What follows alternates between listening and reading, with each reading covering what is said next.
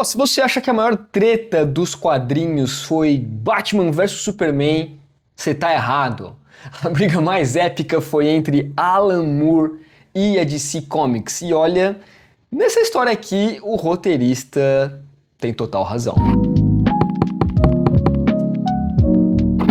Olá, meninos e meninas, senhoras e senhores, rapazes e raposas, vocês estão bem? Eu sou o Kim Martins, você está aqui no Review Express, um canal dedicado a falar de leitura, mais especificamente sobre os nossos gibizinhos, e hoje é um vídeo um pouquinho diferente para falar um pouquinho das tretas dentro dessa indústria, essa briga tão conhecida entre o Alan Moore e a DC Comics. Você sabe os detalhes disso tudo? Você sabe por que o Barba tretou com a Major americana? Bom, então fica aqui pra gente conversar sobre isso. Nos anos 80, o Alan Moore foi chamado para revitalizar personagens que ninguém mais ligava. E ele fez um trabalho esplendoroso com esse cara aqui, ó, o Monstro do Pântano. Ele pegou esse personagem bem escanteado e transformou numa obra-prima de terror poético. Ele tinha liberdade criativa total e ele despirocou e criou uma verdadeira obra-prima. Ele inclusive afirma que ele ignorou o Comics Code Authority, né, que era aquele código censor que limitava a criatividade dos quadrinistas, e que ele não se preocupou com nenhum tipo de represália. Inclusive, Monstro do Pântano foi uma das primeiras obras a não terem esse selo de censura na capa, criando assim um embrião do que viria a ser, mais um pouquinho mais pra frente, o selo Vértigo. A DC ficou encantada com esse trabalho do Alan Moore e falou: cara, e aí, o que mais você tem pra gente? Cria mais alguma coisa grandiosa aí.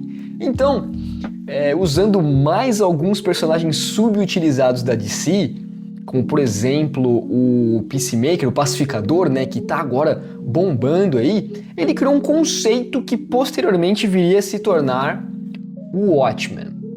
Só que a DC não curtiu muito ele pegar aqueles personagens e até matá-los, né, porque é isso que acontece em Watchmen, alguns personagens morrem. Eles falaram assim: cara, essa ideia é muito boa, mas não usa com esses personagens não, criam outros. E aí nasceu Watchmen. A série foi um sucesso arrebatador e ela desconstruiu todo um gênero e por essa genialidade toda ganhou diversos prêmios, né?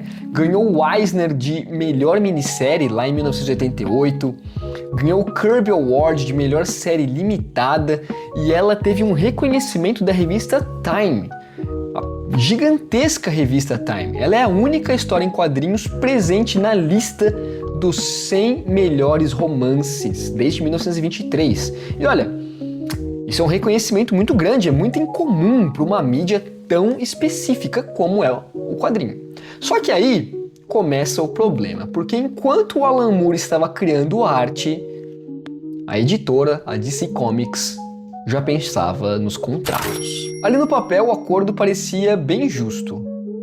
Quando o Watchmen saísse de catálogo, os direitos voltariam para os seus criadores, para o Alan Moore e para o Dave Gibbons.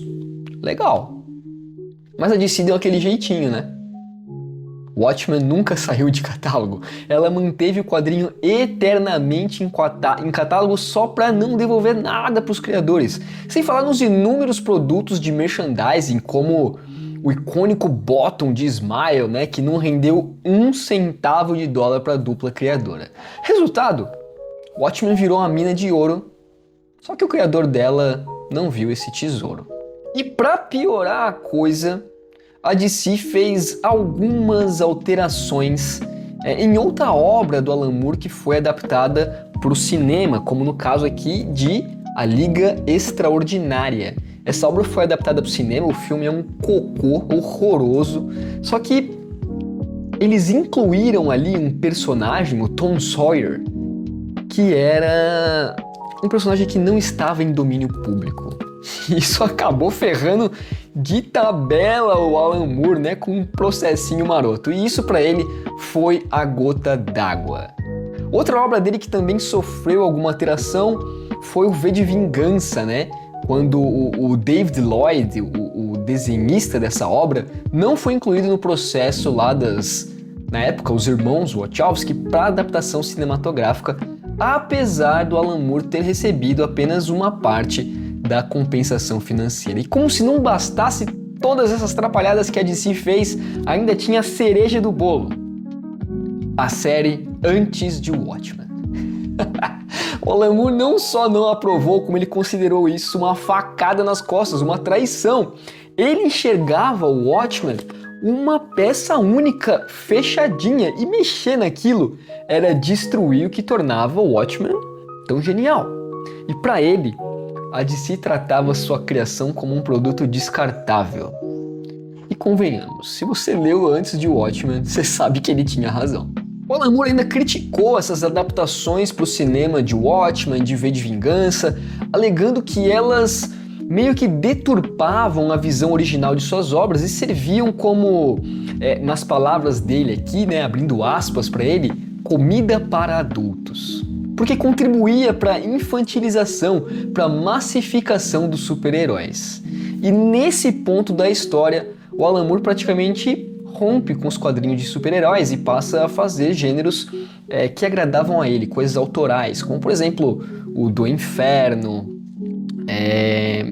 aquele que saiu pelo Pipoca e Nanquim, Um Pequeno Assassinato, coisas do gênero.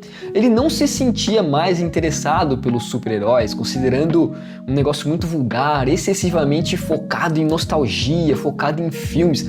Foi uma verdadeira desilusão com essa indústria. E o mais curioso é que o Alan Moore ele não reclamava só da grana. Ele defendia a integridade artística. Ele dizia que mexer em Watchmen era como você pegar a Mona Lisa e desenhar um bigodinho de canetinha. A diferença é que nesse caso, o bigodinho virava um encadernado capa dura vendido a $50. E a DC não parou, hein? Porque ela lançou uma série chamada Relógio do Juízo Final, crossover com Superman, série da HBO, produtos licenciados, tudo para faturar ainda mais em cima do legado. Enquanto isso, o Moore já tinha se afastado, porque sabia que qualquer envolvimento só reforçaria o ciclo da exploração. Então, o Alan Moore cortou relações, ele recusou royalties e pediu para que o dinheiro fosse direto para os desenhistas, uma atitude muito bonita, muito louvável da parte dele. Ele virou quase um ermitão, mais fiel aos seus princípios. Ele sabia que, nessa indústria, a luta do artista contra uma corporação raramente termina bem para o artista. Mas se tinha alguém disposto a comprar essa briga, era o bruxo. A meu ver, o Alan Moore tinha razão em se sentir traído, né? O contrato foi manipulado, a sua obra foi explorada, a sua visão artística foi ignorada, a DC ganhou milhões, mas a genialidade de Watchmen continua sendo algo que só existe porque o Alan Moore acreditava na arte acima do lucro. Ele não queria uma franquia, ele queria um clássico. E conseguiu. E na sua visão, você acha que a DC agiu de má fé ou que o Alan Moore é um cara radical demais? Conta aí nos comentários. E claro, deixa o like, se inscreva no canal, ativa o sininho, porque aqui eu vou falar dessas peculiaridades da nona arte. Ok? Eu sou o Kim Martins, um beijo no seu bumbum e até a próxima.